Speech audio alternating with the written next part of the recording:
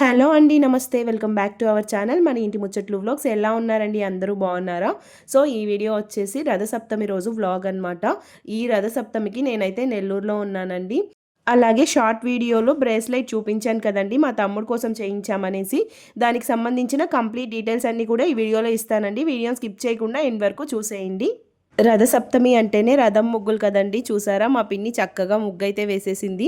చిన్న రథం అయినా సరే బాగుంది కదా. అపార్ట్మెంట్లో అంతకంటే ప్లేస్ ఉండదండి పెద్ద పెద్ద రథాలు వేసుకోవడానికి. సో ఉన్న దాంట్లోనే సింపుల్గా నీట్గా వేసేసింది అనమాట.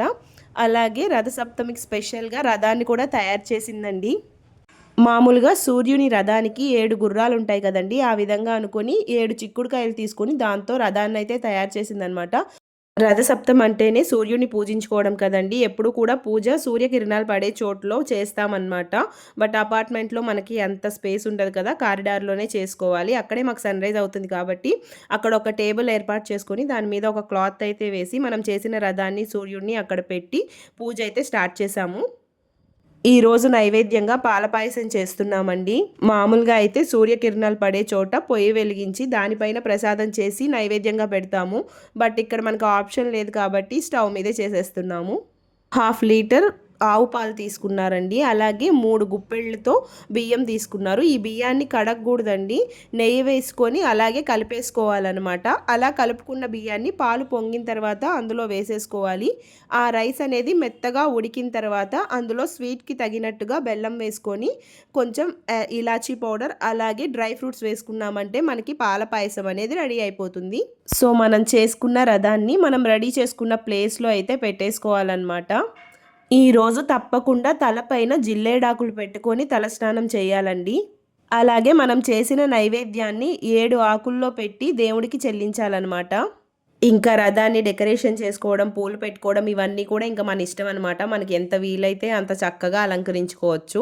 తులసి చెట్టు దగ్గర అలాగే ఈ రథం ముందు అంతా కూడా ముగ్గులు వేసుకోవాలండి.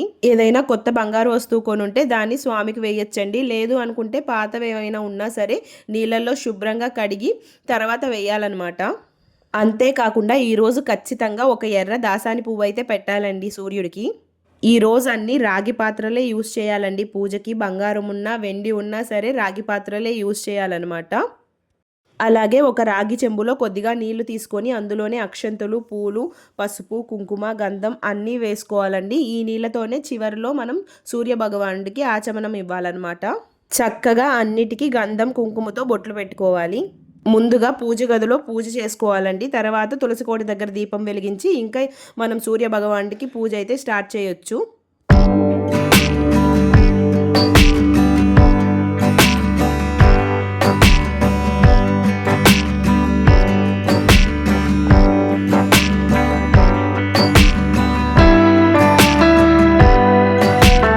దీపం వెలిగించేసిన తర్వాత ఇంకా మనం చేసిన నైవేద్యాన్ని ఇక్కడున్న ఆకుల్లో కొంచెం కొంచెంగా పెట్టాలి. 7 ఆకుల్లో పెట్టాలండి. మనం ఏ పూజ చేసినా ముందుగా వినాయకుడిని పూజించుకోవాలండి. మీ దగ్గర ఏదైనా వినాయకుడి ప్రతిమ ఉంటే పెట్టుకోవచ్చు, లేదంటే పసుపుతో అయినా గణపతిని చేసుకోవచ్చు. ఇంకా పూజ అంతా కూడా నార్మల్గా చేసేసుకోవచ్చండి. అలవాటు ఉండే వాళ్ళకైతే తెలుసుంటుంది పూజ ఏ విధంగా చేయాలని. ఫస్ట్ అయితే ఆచమనం చేసుకుంటామండి. ఆ తర్వాత ప్రాణాయామం, తర్వాత అష్టోత్తరాలు ఇవన్నీ చెప్పుకున్న తర్వాత ధూపం, దీపం, నైవేద్యం, ఇంకా మంత్రపుష్పం, ఆత్మ ప్రదక్షిణ, నమస్కారం అంటూ పూజనైతే కంప్లీట్ చేసేస్తాము. రెగ్యులర్గా ఈ విధంగా పూజ చేసుకునే వాళ్ళకైతే అన్నీ అలవాటుగా ఉంటాయండి, ఈజీగా చేసేసుకోవచ్చు. కొంచెం అలవాటు లేని వాళ్ళైతే బుక్స్ చూస్ చేసుకోవచ్చండి, ప్రాబ్లం ఏం లేదు. ఇప్పుడు మనకి ఫోన్స్ కూడా ఉన్నాయి కాబట్టి అందులో కూడా కంప్లీట్ పూజ విధానం అయితే వచ్చేస్తుంది. మొత్తం అంతా అయిపోయిన తర్వాత హారతి ఇవ్వడం, అలాగే ధూపం వేయడం, నైవేద్యం చెల్లించడం ఇవన్నీ అయిపోయిన తర్వాత మనం ముందుగా ఒక చెంబులో నీళ్లు పెట్టుకున్నాం కదండి, ఆ నీటిని సూర్య భగవానుడికి చూపిస్తూ కిందకి వదలాలన్నమాట. అలాగే తులసి చెట్టులో కూడా కొన్ని వాటర్ పోయాలండి. అంతేనండి, రథసప్తమి పూజ అయితే అయిపోయింది. మా పిన్నికి టైం అయిపోతుంది, స్కూల్కి వెళ్ళిపోతుంది. ఇక్కడ అందరూ ఎంత చక్కగా వేస్తున్నారు చూడండి రథం ముగ్గులు. ఇంత ప్లేస్ ఉంటే ఎంచక్కా కావాల్సిన ముగ్గులు, కావాల్సిన డిజైన్స్ వేసుకోవచ్చు. మేమైతే ఇప్పుడు హాస్పిటల్కి వెళ్తున్నామండి. అసలు నెల్లూరుకి రావడానికి మెయిన్ రీజనే రిషితమ్మ కోసం అనమాట. తనకి సడన్గా హెయిర్ ఫాల్ అనేది స్టార్ట్ అయింది. అది కూడా నార్మల్గా కాదు, ప్యాచెస్గా వచ్చేస్తుంది అనమాట. అంత హెయిర్ ఫాల్ చూసేసరికి మాకు చాలా కంగారు అయిపోయింది.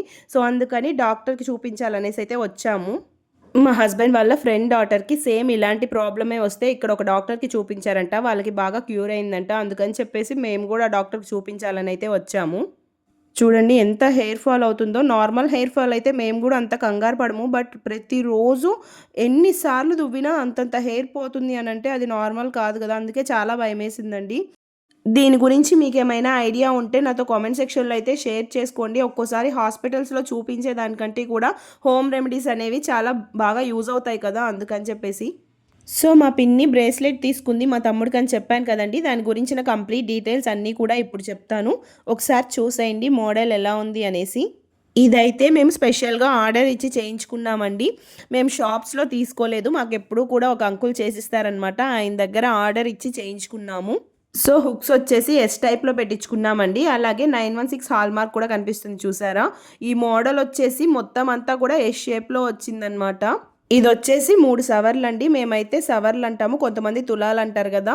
ఒక సవర్ అంటే 8 గ్రామ్స్ అనమాట. 3 సవర్లంటే 24 గ్రామ్స్ అండి. మనకిలాగా హాల్‌మార్క్ కార్డ్ గూడా ఇస్తారు. అందులో ప్యూరిటీ అలాగే వెయిట్ అన్నీ కూడా ఏసిస్తారనమాట. మేము ఆర్డర్ ఇచ్చినప్పుడు గ్రామ్ ధర వచ్చేసి 7600 ఉందండి. వేస్టేజ్ వచ్చేసి 3 గ్రామ్స్ పడిందండి. మొత్తం అంతా కూడా మాకు 2,00,000 అయింది. ఇంక మేమైతే ఊరికి బయలుదేరాలండి. కొన్ని వర్క్స్ అయితే ఉన్నాయి. అవి కంప్లీట్ చేసుకొని వెళ్దామని చెప్పేసి వెళ్తా ఉన్నాము. ఏం చేస్తుంది పిల్ల ఇక్కడ అనుకుంటున్నారా? చెప్పులు కుట్టించుకుంటున్నానండి. అసలు ఎన్ని చెప్పులున్నా సరే తెగిపోయిన చెప్పుల్ని కుట్టించుకొని వాడుకుంటే ఆ కిక్కే వేరబ్బా అన్నట్లుంటది. మన ఇండియన్స్‌లో ఉండేదే కదా! ఏ వస్తువుని కూడా అంత ఈజీగా పడేయము. మన చిన్నప్పుడు స్కూల్ బ్యాగ్స్ అలాంటివన్నీ తెగిపోతే కుట్టించుకొని ఎంచక్కా వాడుకునేవాళ్ళం. ఇప్పుడు పిల్లలకి గాకపోతే ఒక బ్యాగ్ చినిగిపోయిందంటే ఇంక దాని మొహం గూడా చూడరనమాట. అయినా మన జనరేషన్‌కి, వాళ్ళ జనరేషన్‌కి పోలికేంటి చెప్పండి? తెగిపోయిన చెప్పులు, అలాగే చినిగిపోయిన బ్యాగులన్నీ కూడా సండే మార్కెట్ దగ్గర కుడతా ఉంటారండి. ఎవరికైనా కావాలంటే ఇన్ఫర్మేషన్ ఇస్తున్నాను. తెగిపోయిన చెప్పులు కుట్టించుకోవడం, చినిగిపోయిన బ్యాగులు కుట్టించుకోవడం మాకు అలవాటు లేదంటారా? అయితే వదిలేయండి. దారిలో పోతూ ఉంటే మార్కెట్ దగ్గర నాకు ఇవైతే కనిపించాయి. ఇవైతే నా ఫేవరెట్ అండి. చాలామంది అబ్బా! ఏంటి అనుకుంటారేమో ఎండు చేపలనమాట. నాకైతే చాలా ఇష్టము. అసలు ఎన్ని వెరైటీస్ ఉన్నాయో ఇందులో ఏవి తీసుకోవాలో తెలీదు గానీ, ఇవైతే నాకు చాలా ఇష్టం. మా మమ్మీకి ఫోన్ చేసి అడిగాను. అవేదో చెప్పిందనమాట. ఆ పేరు చెప్తే వాళ్ళయ్యని చెప్పారు. సో, అవి వాళ్ళనే కొంచెం ఏసిమని చెప్పి నేనైతే తీసుకొచ్చుకున్నాను. చాలా బావుంటాయండి. అసలు ఎంత టేస్టీగా ఉంటాయో. స్మెల్ బాగోదు గానీ టేస్ట్ అయితే బావుంటది. ఇక్కడ మా అమ్మమ్మ వెజిటబుల్స్ అన్నీ ప్యాకింగ్ చేసి ఇచ్చేస్తుందనమాట. సో దట్ ఇంటికెళ్ళాక నాకు ఈజీగా ఉంటుంది ఫ్రిడ్జ్‌లో పెట్టుకోవడానికని చెప్పేసి. సో, మార్నింగ్ ప్రసాదం చేసింది కదా మా పిన్ని, అదైతే సూపర్‌గా ఉందండి అసల. మార్నింగే అయిపోయిందది. మళ్ళీ కావాలని చెప్తే ఈవినింగ్ చేసిందనమాట. చాలా బావుందండి పాల పాయసం అయితే. మీరెవరైనా ట్రై చేస్తే నాతో కామెంట్ సెక్షన్‌లో అయితే షేర్ చేసుకోవడం మర్చిపోకండి. చాలా టేస్టీగా ఉంటుంది. ఒకసారి ట్రై చేయండి. మేమైతే బయలుదేరేసామండి. దారిలో వెళ్తూ ఉంటే ఇక్కడ ఈ ఊరేగింపులాగా కనిపించిందనమాట.